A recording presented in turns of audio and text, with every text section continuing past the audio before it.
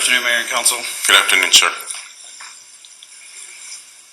The bait and switch that we've seen here today is quite remarkable. The language that was used from Representatives Acosta's original item doesn't look anything like what we're talking about today, and I would hope that folks would take note of that, because that underscores my belief that this was nothing meant more than an intimidation tactic. And the fact that your language has now changed so drastically from what was put on the agenda underscores that belief. This is not about the law. This is not about technology. These are cover words for what this is really about, an effort to try to embarrass and intimidate me from seeking what I rightfully and lawfully should have access to.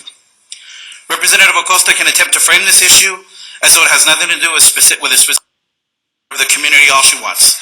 But the reality is that is an insult to the collective intelligence of this community.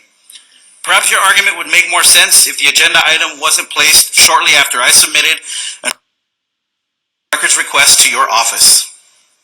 Your intent with this item was absolutely clear, which is why I suspect that many of you have received the reaction from the public that you have, as alluded to earlier by Mayor Leeser. My request was done within the procedures established by the City of El Paso. It was for information that the public rightfully should have access to. There was nothing out of the ordinary of my request, except Representative Acosta's reaction to it. This item, as it's been placed on the agenda, is an affront to the spirit of the Texas Freedom of Information Act. Even the mere placement of this item on the agenda, which Representative Acosta has done using her power of her office, serves as a chilling effect on those who are seeking to have access to public documents.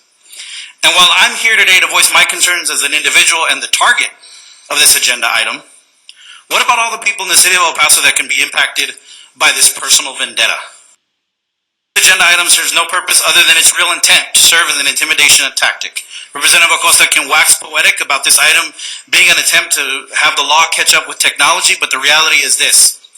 There are already established policies and procedures to redact personal information from open records requests. This policy isn't fixing a problem. What's next? Running a background check on everybody that makes an open records request for the city? Representative Acosta has even made comments in the media about what someone's intent with the information is that they're requesting, which is completely irrelevant to the statute. The only thing this does is serve as a warning to the members of the community that if you request information that makes a member of the council nervous or something they don't like, you will face repercussions.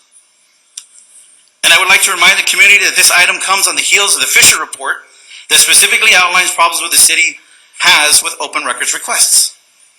Rather than try to address the problems outlined in the Fisher report, Representative Acosta goes in the opposite direction as fast as she can and tries to make the city less transparent.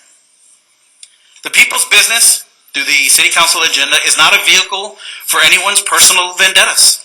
Mr. Abeytia, your 3 minutes, sir. Thank you for wrapping up. Okay, I'm wrapping up. I would be remiss if I didn't mention that today we're celebrating International Women's Day, and it is Dolores Huerta who came out with the phrase, "Si se puede."